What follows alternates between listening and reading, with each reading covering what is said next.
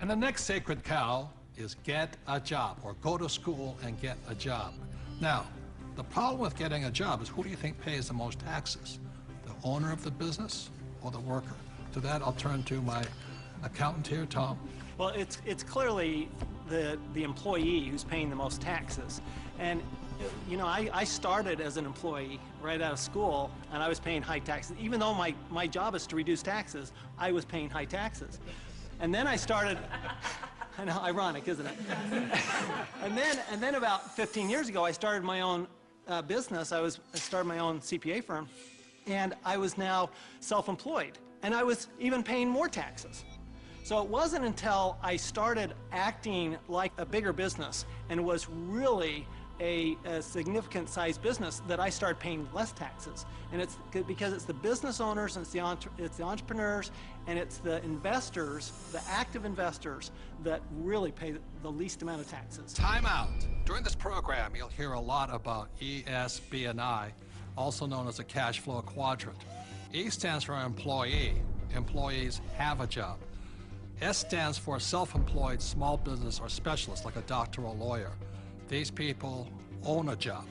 B stands for big business, 500 employees or more, and these people have other people working for them. And I stands for an investor, and investors have their money work for them. Now, my poor dad always said to me, go to school and get a job, and he wanted me to become an employee or a specialist like a doctor or a lawyer. My rich dad said, if you want to be rich, you have to be on the business owner or the I side. And that's the difference between my rich dad and my poor dad. If you look at the cash flow quadrant, you have the E, S, B, and I. The people that go to school are on the E and the S side. The S stands for specialists, like a doctor or a lawyer, and E's are employees. But doctors and lawyers pay the highest taxes, right? Oh, by far. It's those people that are self-employed, because not only are they paying the highest income taxes, they also get the privilege of paying Social Security taxes and Medicare taxes on everything they earn. So they're paying extra taxes just to be in that S quadrant. Right, so when you go to school, again, this academic and professional, you go to school, and my mother wanted me to be a doctor. If I had followed in that footsteps, I'd be paying the highest tax possible. And they make a lot of money, but they pay the highest percentage in taxes. So that's why this relates back to go to school.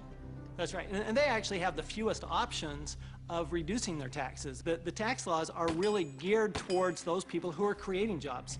You know, and those are the entrepreneurs, those people who are creating housing and, you know, building real estate, because the government understands that's what we need.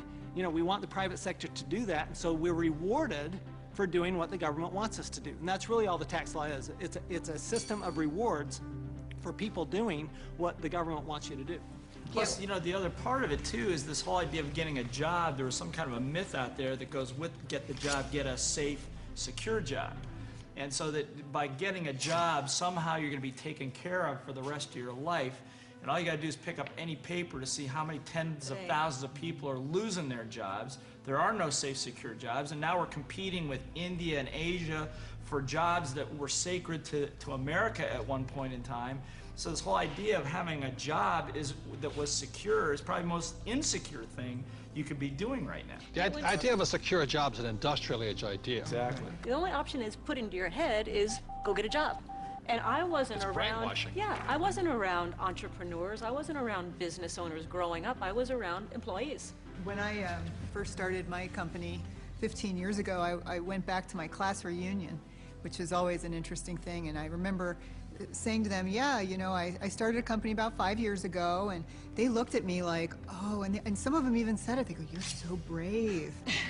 And I'm thinking, you know, I've had this company for 5 years now. That is the longest I had ever worked anywhere. See, without financial education, you have to get a job. What's tragic today is so many people losing their jobs, they go back to school to get another job, but they're now competing with their kids. You know, that's insanity. So we're not saying jobs are bad, we're just saying as entrepreneurs, our job is to create jobs. The government doesn't really create jobs. They need more entrepreneurs. I didn't even know there was another option growing up. I didn't know there was another option. I didn't know, I thought all you could do was get a job. So again, it's not right or wrong to be an employee, but I'd like to know what my options are. Right, because when you were in school, did they say, go to school, get your diploma so you can become an entrepreneur? No. I mean, you'll never hear that in the school system. No, they said work your way up the ladder, get the bigger Get a better paycheck, get a job. better Go to college job, to get a higher better pay. job.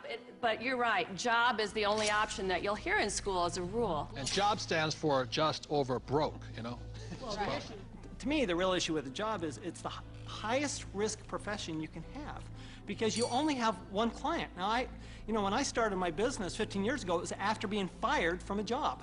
And what I recognized was that, I had no control over my life because I had one client. That was my employer. Whereas now I have hundreds and thousands of clients. One client fires me, it's not the end of the world. Now my risk has gone down considerably, almost to nothing. Where when you have a job, I mean, it's just a high-risk play. Plus, the other thing is you're in complete control. That's the piece that I like. I like being able to, if I lose a client or You're an entrepreneur because nobody would hire you.